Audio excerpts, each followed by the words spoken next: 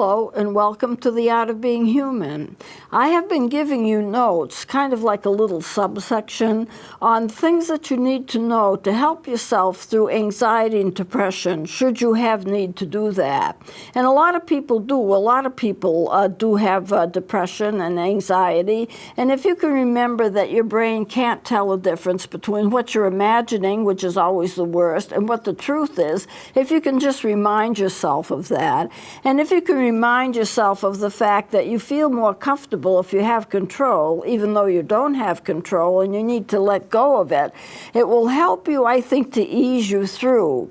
I had read about a pastor, I won't mention his name, he is fairly well known, that had a lot of problems with depression and anxiety. And it got to be a real hindrance to him, and he wasn't sure what to do. I'm sure he was getting help, but he learned the technique of pretending in a way. And when he had these waves of anxiety, and sometimes anxiety will hit you in waves over and over again, what he imagined himself was on a beach, and that the anxiety would just wash over him like a wave and then subside. And he did that quite a number of times, and it turned out to be very helpful. And I'm not saying to do that because I'm not your therapist. I'm not telling you what to do. And but it might be helpful if you wanted to try it. And I had one person I counseled who said that she would pretend that when she was anxious that I was there and pretend to know what I would tell her if I was there.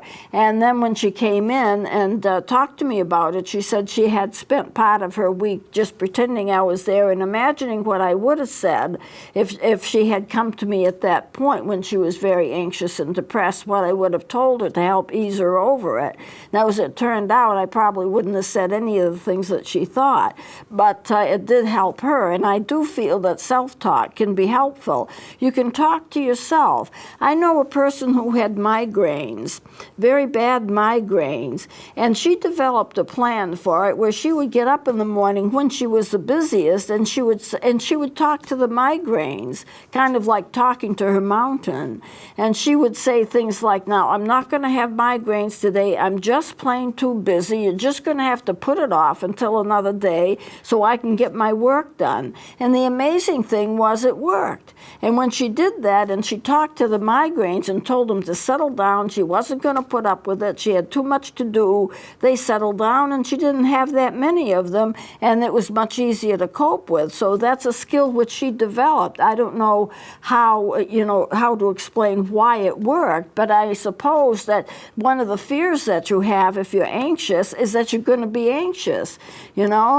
That statement, we have nothing to fear but fear itself. I know a lot of people who have anxiety and depression, and they fear getting it. Their main fear is that they're going to have the thing that they have, because they don't want to go through it alone, and it is a very difficult thing to go through. So there are techniques to help. And then on another show, I talked about a new therapeutic method called Havening. And it was a simple way that if you follow the instructions closely, that you can actually force the anxiety away from you. Now, I'm not going to go over Havening today because I've done it before. It's not a hard thing to do, and you can probably find instructions online if you're interested in trying it.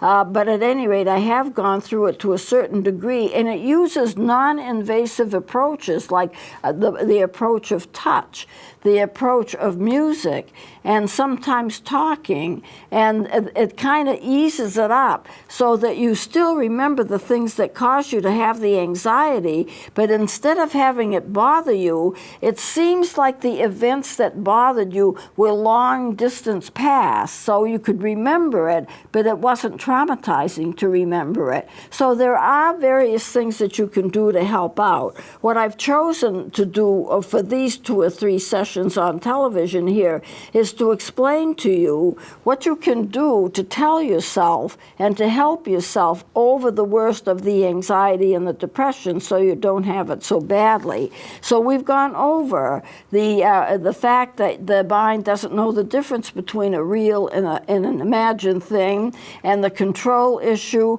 We've gone over anticipatory anxiety when you're fearful of an actual event coming up and how you get through that. So what I want, and I've given you some other kinds of instruction, so I want to finish with that today. And starting out with the fact that nobody owns you.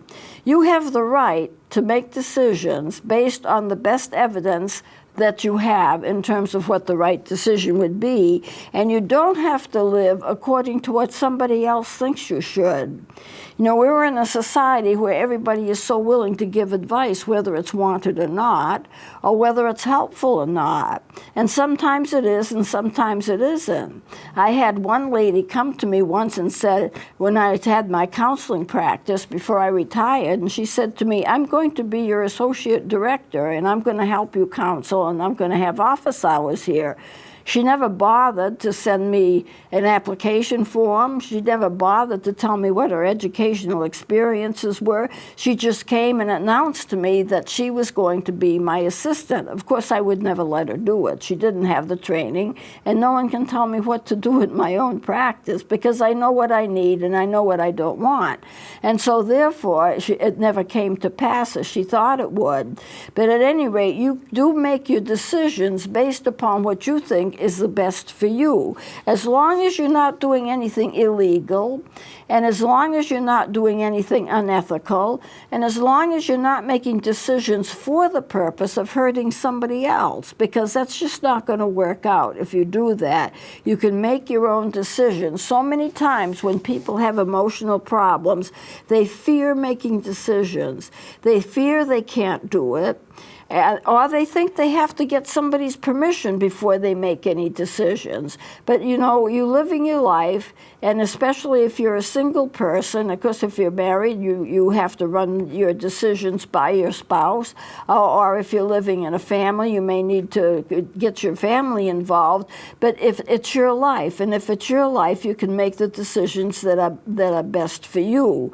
Now, in terms of children, how do they learn to make decisions? If you're a parent and you have a small child, you do have to make decisions for them because they're not mature enough to make them on their own.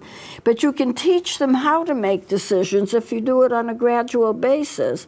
For example, you might say to a child, it's cold out, you need to wear a sweater today. Would you like to wear your green one or your blue? Now you've set the parameters. The child is going to end up by wearing a sweater, but they have the choice of what color sweater they want to wear. So they can't make a bad mistake. It's not, do you want to wear a sweater or do you not want to wear a sweater? It's the fact that you'll wear a sweater, but you have the choice of what color. So by setting children in a setting where you give them choices that won't be harmful to them, they can gradually grow up and learn how to make decisions. And that's important because a lot of kids, they have their parents make their decisions, they're all right with it, and then suddenly they're let loose in society with no one to guide them as to what's a good decision and what's a bad decision. They have to be taught what's a good decision and a bad decision. They have to be taught that. And you can do that as you raise a child by giving them little decisions here and there and then increasing the decision as they grow older and older. So decisions are important. You make your own. And if you have a mental disturbance, you know how difficult it is to do that because you want to run it by everybody to see if it's all right with everybody before you take action. And sometimes that's a good idea, but sometimes it deprives you of the right to make your own decisions in a healthy manner. So you need to be watchful of that. What you need to do in terms of happiness in life is you need to find something to do that you love to do and follow it. something that's usually in line with what your abilities are already, that you already have. You know, we all have abilities, we all have gifts, and it's going to be natural for us to want to follow those abilities and gifts instead of taking another course of action, and there's nothing wrong with that. You find out who you are, what you like, what you don't like, and can you fit that into a career path so that you can do what you want to do. And you don't have to go to college. College is not for everybody. I've talked before about one of my good friends, and she was wonderful, and everybody loved her. There was a group of us. We all went to college, and she flunked out.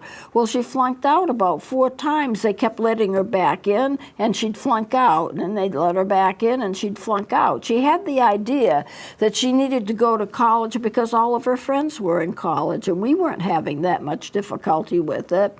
But it wasn't for her, and she finally ended up in getting into some kind of a program which was satisfying to her, that she could pass all right. Not everybody needs to go to college. You need to find a kind of career path that for you is right. You don't need to judge yourself according to what others think. You know, if you think you have to go to college because everybody thinks you must go to college, and then it turns out you don't like it and you wish that you hadn't, then you've wasted a lot of money. You know, a lot of people should go to college and they don't get the chance because of finances. When we were in Tennessee, when I was in Tennessee as a college professor, they had a policy. In a way, it was a good policy. They said that anybody who wanted to go to college, they would welcome them. Unfortunately, about a quarter of them flunked out because they couldn't do the work. So there needs to be some kind of self-knowledge on your part, whether it's right for you or it's wrong for you, and not just to go because everybody else is going, or in your perception, everybody else is going. So you make your decisions based upon what you can do, what you like to do, what seems right for you, and you don't worry about what the rest of the world thinks. You just follow the path that seems to be right for you.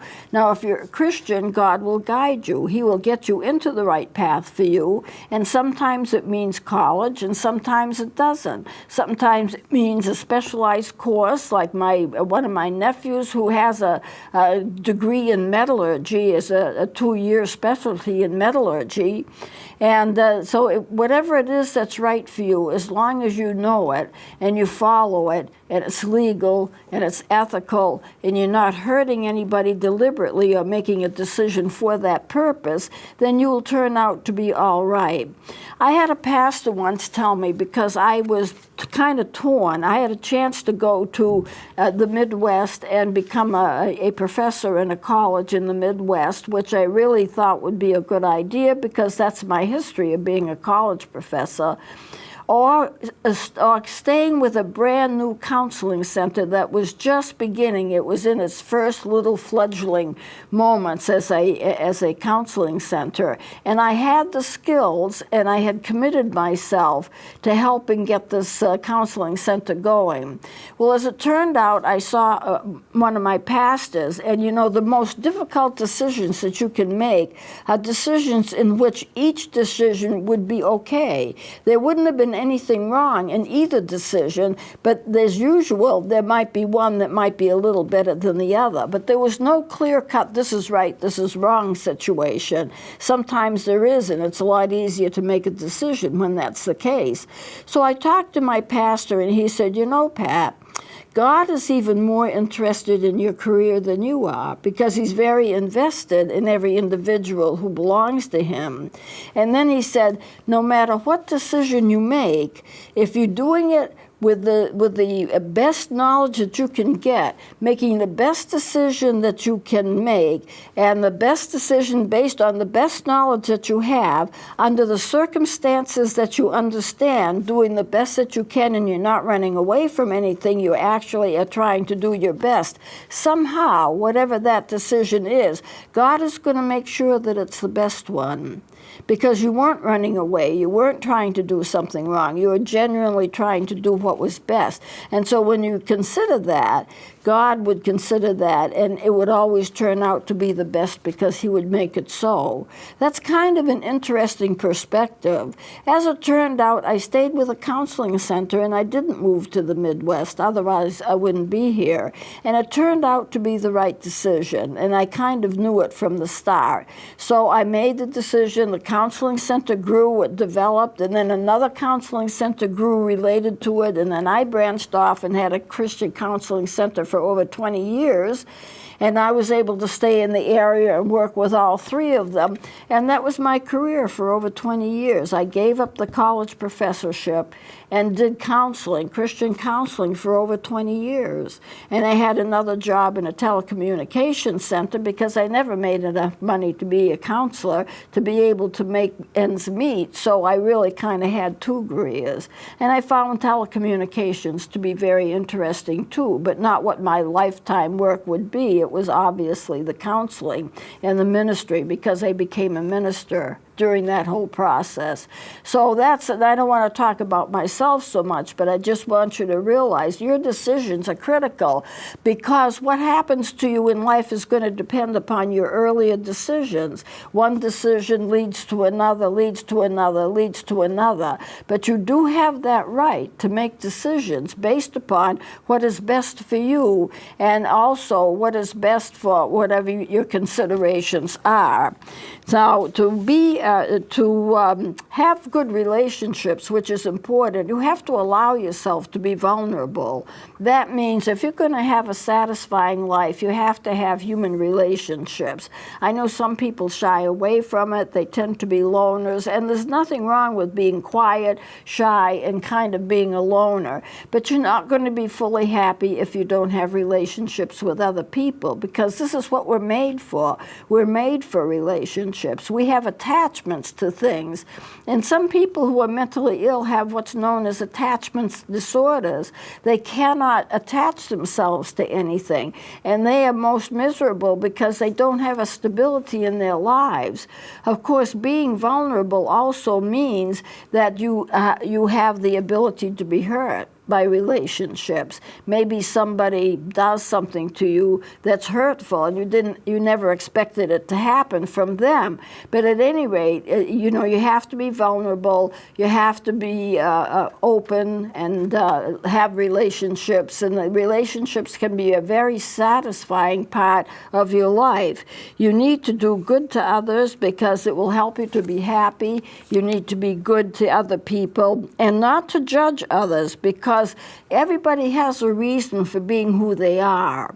And when they have a reason for being who they are, that reason is based upon their own psychic nature, whatever has happened to them in the past. If you judge somebody, you don't know why they're doing the things that they're doing. They may not be capable of having good relationships, so they have to stay away from people because of that. They may have an autism disorder. They may be on the autism spectrum. There's a lot of things that can happen to people, and you have to not judge. It's very important that you not judge. And you also have to let go of things. Instead of fighting to be right all the time, instead of fighting the battle of I'm on top, I'm the most important one, let it go. You will reach your fulfillment in all kinds of ways. You don't have to be the best at everything all the time. You don't have to be afraid that everybody's out to get you. Very rarely does that ever happen, although people fear it. And so therefore you also have to be forgiving. You don't have to be such a right fighter that you can't be forgiving. And I ask people the question, has anyone ever done anything to you that's so bad that God would not have forgiven you had you been the one to do it? And I want to rephrase that and say that again. Has anyone ever done anything to you that's so bad that God would not forgive you had you been the one to do it? And when I was teaching classes regularly, I used to pop this question out every so often. And of course the answer would be, well, no, because God forgives everybody and God forgives everything in terms of our normal human behavior. We make mistakes all the time and we're forgiven for it. And the Bible says says when you admit your mistakes to God, and He will forgive you. And that's the nature of the Christian faith right there. So therefore, I think what we've done is gone over these notes. I'm going to kind of close it here because I don't want to start something new. I don't have that much time left. So if you can take, on the screen we have the suicide hotline. The domestic violence hotline is new. The suicide hotline is the same as the veterans hotline. It's the same number, 1-800-273-8255. That's for Veterans Crisis Center and for the suicide hotline to get help. And I've added the domestic violence hotline, which is 1-866-664-3574, and that is for the domestic violence in New Hampshire. If you happen to see this in your outer state, that might not be the right number for you to use. But if you look in the front of your phone book, I think most phone books have lists of the numbers that you can call in terms of crises in the front of them. But it's always wise to have those numbers handy. If you don't need it yourself, you may have a friend that needs it. So I'm going to close it for here, and we're going to go back to the symptoms of grief, and suicidology will come a little later. Right now I'm dealing with grief and bereavement, and we'll continue with that next time. So please join me then.